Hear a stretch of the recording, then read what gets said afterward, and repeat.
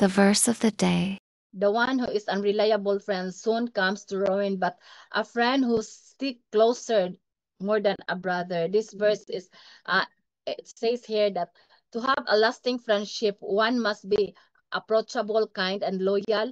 It's not just about having friends, but about being a good friend. Good friend, which is it's a broad word, good, but which is a good friend, which is a God-fearing friend, a friend which is a heart with a God, a friend which is not just we're friends today because I have something that I need you, but you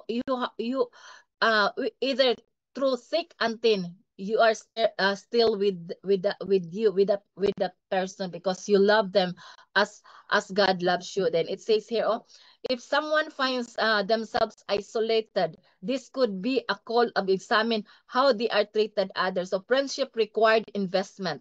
So as friendship required investment, that means you lay down your life to your friend so that you lay down your life. It's that means you give a little sacrifice for that friend to take care and to help that friend because you have a love with that friend, a love of Christ in you to love that person. So it's that's why it says here it's more than a brother because if a friend that you stick with you and care for you and uh not only caring for you for finances, but it cares for you in prayer, and it is concerned for you in everything, even in your attitude. He is willing to correct with you. He is willing to remind you. That's the real friend. If your friend cannot correct with you, cannot point, cannot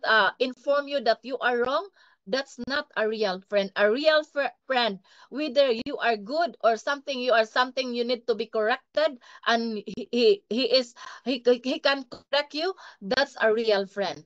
Because God wants us to have a real friend, which is to correct us, to remind us, to care for us, and even to pray for us, my dear friends. That's all.